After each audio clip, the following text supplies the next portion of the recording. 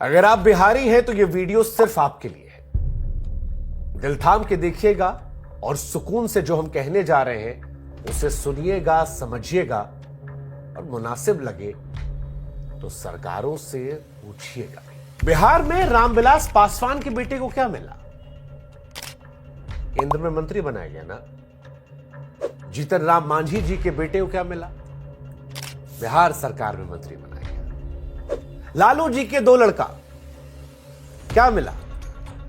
बड़ा वाला deputy CM और दूसरा वाला वन मंत्री बन चुका। चले नीतीश कुमार जी को क्या मिला? अरे बहुमत किसी का भी रहा हो, मुख्यमंत्री नीतीश कुमार रहे। सम्राट चौधरी विजय सिन्हा को क्या मिला? ये दोनों भी डिप्टी सीएम बन गए। लेकिन बिहार वालों, आज हमारा सवाल आपसे है कि तुम्हारे बच्चों को क्या मिला? लाठियां? छात्रों पर लाठियां बरस गई हैं। लाठियां? सिर्फ लाठियां? ये कैसा लोकतंत्र है बिहार का जो लाठियों पर लिखा जा रहा है? जेपी की भूमि पर यह कैसा लोकतंत्र है जिसने बिहार के बच्चों की पीठ को पायदान बना दिया है? यह कैसा लोकतंत्र है जहां तुम्हारे बच्चों के सपनों को सांप समझकर पीटा जा रहा है? यह कैसा लोकतंत्र है जहां नौकरी मांगने पर मार मिलती है? यह कैसा लोकतंत्र है जहां पर एक पढ़ा लिखा आदमी सड़क पर जब अपने हक की मांग को लेकर उतरता है तो उसकी पीठ पर लाठी मार मार के धारियां बना दी जाती है? बिहार वालों, सवाल हमारा आपसे है कि यह कैसा लोकतंत्र है जहां हाड़ कपाने वाली सर्दी में तुम्हारे बच्चों पर पानी की बौछार कर दी जाती है? यह कैसा लोकतंत्र है बिहार वालों जहां पर एक सरकारी नौकर आता है और कैमरे के सामने तुम्हारे बच्चे के गाल पर जोर से तमाचा जड़ता है और बाद में बड़ी बेशर्मी से झूठ फैलवाता है उसने कुछ भी नहीं किया? बिहार वालों, जरा सोचना, जात पात में बटे हो लेकिन आज जात पात को इतर रखकर अपने बच्चों का भविष्य देखकर सोचना और सवाल करना अपने आप से, सरकार से कि इन युवाओं ने ऐसी क्या खता की थी जो सर्दी में इन्हें ये सजा दी। दिन रात बिहार का लड़का मेहनत करके, पढ़ाई करके, बिना ये सोचे कि दाना पानी मिलेगा नहीं, तैयारी करता रहा और परिणाम क्या मिला? ये लाठी, ये पानी की बौछार, ये बदसलूकी, ये बेइज्जती। पुलिस वाले आए, बदन पर लाठियां बरसाई, सीने से सांसें उखाड़ लेने की हद तक पीटा। जिन सड़कों पर यह लड़का अधिकारी बनकर टहलने की मंशा लेकर पढ़ाई कर रहा था, उसी सड़क पर दौड़ा दौड़ा कर इन बच्चों की चमड़ी को छीन लिया। आपका क्या सोचना है पता नहीं, लेकिन भाई साहब आज हमको माफ कीजिएगा, ये तस्वीरें देखकर हम कहेंगे ये सही नहीं है। और बिहार के सारे नेता लोग से हम कहेंगे कि नेताजी, सियासत क्या है वो आपका काम है, आपे को करना है। बिहार की सियासत तो वैसे भी गजब है। तीसरे नंबर की पार्टी नीतीश कुमार जी कब उधर से मुख्यमंत्री बने रहते हैं। जब आरजेडी सत्ता में थी तब भी नीतीश कुमार थे, बीजेपी है तब वो नीतीश कुमार है, उनकी पांचों उंगली में घी है। लेकिन हमारा लेना देना नीतीश कुमार से नहीं है। हमारा सवाल इन बच्चों को लेकर है, बिहार के लोगों से है, सरकार से है कि सरकार बताए कि इन बच्चों के मुस्तकबिल का क्या करे। सरकार बताए कि इनके मुकद्दर में यह मुकाम आखिर क्यों रचा गया, क्या कसूर था इनका। खैर, जो लोग नहीं जानते हैं कि बिहार में क्या हुआ था, हम बताते हैं। बिहार में इस साल विधानसभा का चुनाव है। मुद्दों को गरमाने के लिए जतन किए जा रहे हैं। राजनीतिक पार्टियां इसमें चूकना नहीं चाहती हैं। बिहार लोक सेवा आयोग, जिसे बीपीएससी कहते हैं, वो भी इसी वजह से निशाने पर है। 18 साल से शासन कर रहे नीतीश कुमार ने इसे अनदेखा करते हुए आयोग को निशाना बनने दिया। 17वीं प्रारंभिक परीक्षा को लेकर परीक्षार्थियों ने आंदोलन की राह पकड़ ली है। उनकी मांग है कि पूरी पीटी परीक्षा जो है रद्द कर दी जाए। बच्चों का यह मांगना है कि एक एग्जाम हो, एक साथ नतीजे आए। अब ये क्यों मांग कर रहे हैं, इसके पीछे भी वजह है। दरअसल पीटी के पेपर लीक होने की अफवाह बापू सेंटर से उड़ी थी। परीक्षार्थियों को पेपर थोड़े अंतराल में 2 बार बांटे गए। कहा गया कि सेंटर पर कुछ पेपर जो थे वो कम पड़ गए, ऐसे में दूसरे केंद्र से पेपर मंगवाने पड़े।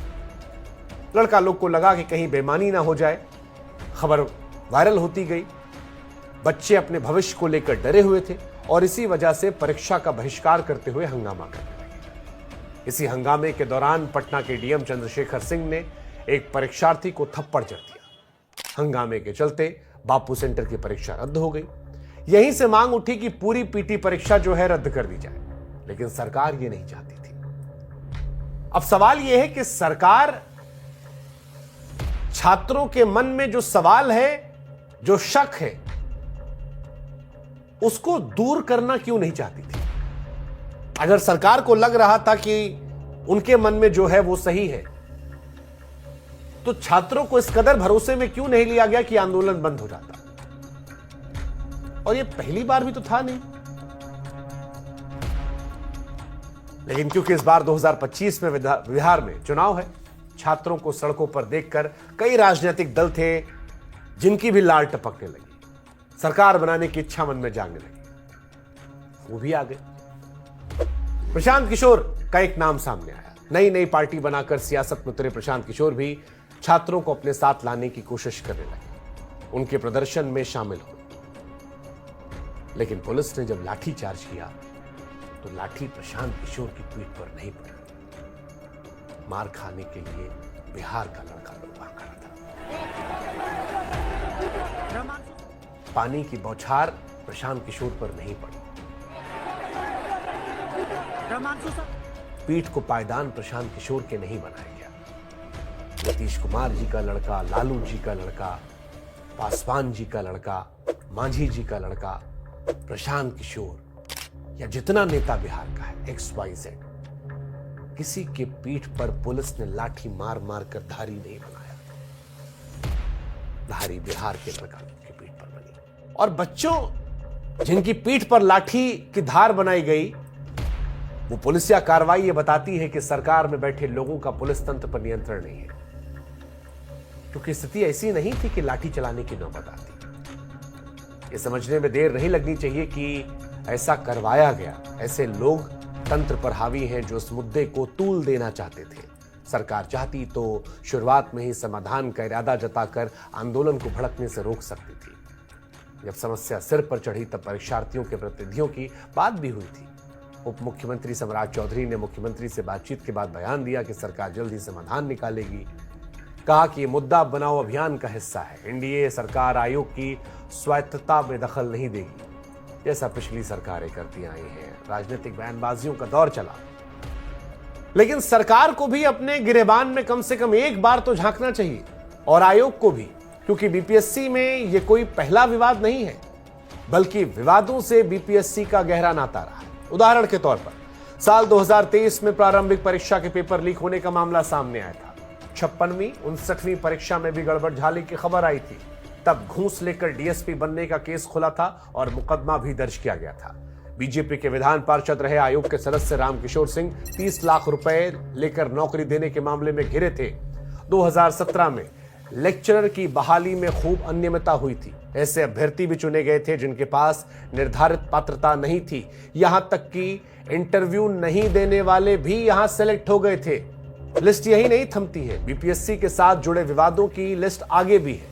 2003 हो या 2005, गलत चयन, घोटाले, अनियमितता के मामले लगातार सामने आते रहे। आयोग की पूर्व अध्यक्ष रजिया तबस्सुम सहित 13 अधिकारियों पर आरोप भी तय हुए थे। एक अध्यक्ष राम सिंह को विवादों के चलते पद से हटाया गया था। ऐसा भी हुआ था कि उत्तर पुस्तिकाओं से छेड़छाड़, कंप्यूटर से दस्तावेज मिटाने, पैसों के लेन देन के प्रमाण मिले। साल 1996 में तो इंजीनियरिंग कॉलेजों में एडमिशन का बड़ा घोटाला हुआ था। तब जांच की आंच तत्कालीन विज्ञान मंत्री बृज बिहारी प्रसाद तक पहुंची थी और उस घोटाले में तत्कालीन अध्यक्ष लक्ष्मी रंगत को जेल की हवा भी खानी पड़ी थी। कई विवाद ऐसे हैं जो खुद इन्हीं मुख्यमंत्री नीतीश कुमार जी के कार्यकाल में हुए थे। आसान शब्दों में कहें तो बीपीएससी सरकारी संरक्षण में नौकरी बेचने वाले गिरोह तंत्र के माफिक काम करने के लिए कुख्यात रहा है। आज भी धरना आयोग प्रदर्शन का अड्डा बना हुआ है और शायद ही कोई बहाली और परीक्षा परिणाम ऐसी रही हो जो बिना विवाद के हुई हो। अब नीतीश कुमार जी भले ही कहते हो कि भैया भ्रष्टाचार पर हमारा 0 टॉलरेंस का नारा है, लेकिन लोक सेवा आयोग की कथाएं नीतीश जी के इस कथन को सीधे सीधे झुठला देती हैं। ताजा विवाद भले ही मुद्दा निर्माण का हो, लेकिन सच ये भी है कि इसे पनपने तो नीतीश सरकार ने दिया है। और इस सियासी रस्साकसी में अगर नुकसान किसी का हुआ है तो वो सिर्फ बिहार के छात्रों का। करियर किसी का मुश्किल में पड़ा है तो सिर्फ बिहार के छात्रों का। भविष्य किसी का दांव पर लगा है तो बिहार के छात्रों का। पीठ पर मार किसी के लगी है तो बिहार के छात्रों की। और जूता खुल गया है, देखिए। इसीलिए आज ये सवाल हम पूछ रहे हैं उन लोगों से जो जिम्मेदार हैं। सवाल हम पूछ रहे हैं अब की बार नीतीश कुमार का नारा देने वाले बिहार के मुख्यमंत्री नीतीश कुमार जी से कि नीतीश कुमार जी, इन छात्रों के मन की जो पीड़ा है, इन छात्रों के मन में जो सवाल है कि आखिर कब मिलेगा इंसाफ सरकार, बता दो जरा नीतीश कुमार। पूछ रहे हैं कि कम से कम एक बार इनसे मिल तो लो सरकार। कब मिलोगे ये बता दो नीतीश कुमार, क्योंकि ये लड़के हैं इंसाफ के हकदार। जरा बता दो इनको इंसाफ कब मिलेगा सरकार। और हां, याद रखिएगा कि सरकारें तो आती जाती रहती हैं। सरकारों को बनाने बिगाड़ने का सारा जिम्मा जो होता है वो नौजवानों पर ही होता है। यूं ही किसी सयाने ने नहीं कह दिया था कि जिस ओर जवानी चलती है उस ओर जमाना चलता है। कहीं ऐसा ना हो कि इस दौर का नौजवान मौजूदा सरकार का जमाना बदल दे। बिहार की जनता, नीतीश कुमार जी, सरकार, सिस्टम से जुड़े लोग, ये कुछ सवाल हैं जो हम पूछ रहे हैं।